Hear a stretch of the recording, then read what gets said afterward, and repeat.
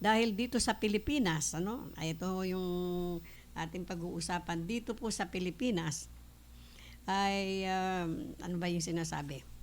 Dito po sa Pilipinas, yung old na ating pong, yung luma nating paniniwala, no? Bakit sinasabi natin na ang mga taong makapangyarihan ay ano, tinatawag na buwaya, no? Kasi po, balikan natin ang history natin. Yung mga buwaya daw, sinasabi ho nila, ay parte raw ho ng alaala ng mga Pilipino yan sa ating history. At yung sinasabi, the ancient Filipino ay naniniwala na mayroong this world of the other world, no? Merong isang daigdig na hindi yung daigdig na ating inaasahan. At yung espiritu, kaluluwa na namayapa nating mahal sa buhay ay nagdadala ng mga kaluluwa ng namamatay. Merong tagapagdala sila ng mga kaluluwang namamatay papunta sa kabilang buhay. Yan daw po yung mga buwaya. Wow. Bakit ho mga buwaya? Local crocodile hunters believe to catching basin o yung pinaninirahan ng mga ancestral spirits. The green, yellow, red, red varieties of crocodile hold the middle spirits. Alam niyo, iba-iba pala kulay ng crocodile, no? May pula, may yellow, may puti. At syempre, yung alam na alam natin, yung kulay itim, no?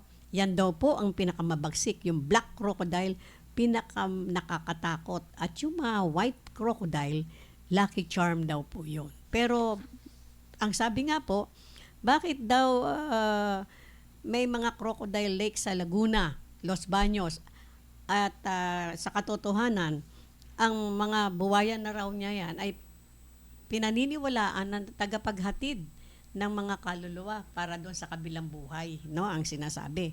Pero sabi nga po, yung province of yung prominence of crocodile, meron tayong buwayang bato sa Mandaluyong City, sa Santa Ana, Manila, Crocodile Shrine. Bakit? Anong kaisipan meron po sa buwaya, no? Mayroong crocodile boat na doon sa municipality of Pateros. Saan nanggaling ang kaisipan na 'yon? Dahil sa connected sa ating history. Sabi po sa No Limit Angere, ako po ay nagturo po ako ng No Limit Angere, natatandaan natin na may binanggit si Dr. Jose Rizal, ang ating national hero, na buwaya sa lawa ng Laguna. At sabi nga po ay imagination lang ba yun ni Rizal? Hindi ho. Talagang ang sabi nga po, kung natatandaan natin, yung merong isang buwaya na nakuha, ano ba yun? Merong isang buwaya na nakuha sa na ano ba yung buwaya na yan? Yeah, nawawala pa. Ha? Si Lolong, ayun. Alam niyo po si Lolong na buwaya? Ginawa pang pelikula yan no? 'Di ba? Ginawang pelikula. Bakit sinasabing ginawang pelikula si Lolong? Dahil po na para siyang isang tao na nakikipagtalastasan sa isang lalaki na naging siyang bida ron at sinasabi nga na naging kaibigan niya yung tao na yon at sinasabing ang buhaya na yan ay parang may isip. Yan si Lolong. Sa standard ng technical sinasabi ho rito na bakit sinasabi natin na yung mga taong na makapangyarihan na tinatawag natin buwaya? Bakit nga buwaya yung ating paglalarawan sa mga tagapaghatid ng mga patay? Sinasabi nila yun ang belief daw ng ating mga ninuno, no? Kasi meron daw mga sasakyan noong pandagat na inilarawan din na ipinare sa buwaya, no? At ang mga buwaya na yan ay talagang kumbaga nagiging salamin ng mga tao noon. Kumbaga sila yung naglalarawan na tagapaghatid ng mga namatay na tao sa kabilang buhay. Pero bakit naman buwaya? Bakit hindi sawa, no? O bakit hindi ibang tao o ibang hayop, no? Ibig sabihin, nakaukit ho ang memory ng mga buwaya sa Pilipinas dahil sinasabi nga tagapaghatid nga raw yan ng kasi ang ating mga Pilipino, ang ating pang mga kababayan ay bihasa ho sila sa paglalakbay sa dagat, no?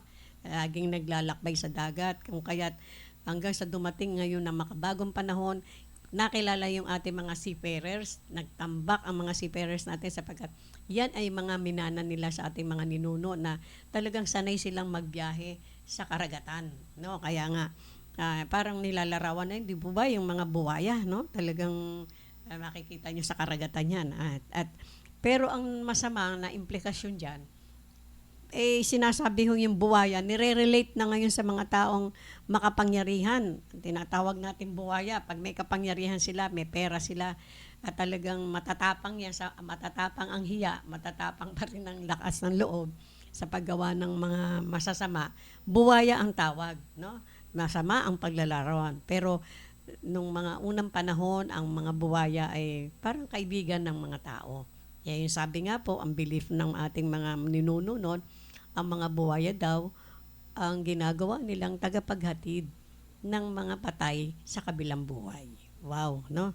Bakit naman buwaya? No, yun na nga po ang sinasabi. Yan ang ating nakagawiang pag-iisip. At because sinasabi nga po, ang historical memory ay na-embedded sa ating culture. Lahat tayo ay nakarelate tayo tungkol sa crocodile.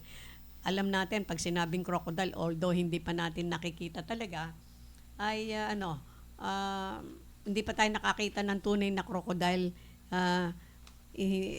Alam na natin kung ano yung crocodile, hindi po ba? Although hindi natin nakita ng personal dahil nakakatakot siguro yan. Alam nyo, meron tayong crocodile farm sa Palawan. Opo. At meron din naman diyan sa Laguna. Anong tawag doon? Crocodile Lake diyan sa Laguna. Naku, taga Laguna ako. Kailan puntahan ko 'yon para makita ko. Sa Los Baños, Laguna 'yon, no? At sabi nga po, ito nga ngayon nire-relate naman ngayon sa mga taong matatapang, makapangyarihan, usually sa mga sa mga politiko. Napakasagwa naman paglalarawan yung pag sinabi, ay nako, buhaya yan. Ibig sabihin, walang ginawa kundi manghuthot ng pera ng bayan, no? Sinabi, buhaya yan kasi nanghuhuthot ng pera ng gobyerno, no? Ang masamang paglalarawan na pangit na paglalarawan ng mga ng salitang buwaya, no? Ginawang pangit ang paglalarawan ng buwaya, whereas dapat hindi naman ganoon. Kasi doon sa pelikulang Lolong pinakita ang kabaitan ng buwaya, no? At sa katotohanan kinaibigan siya ng mga tao.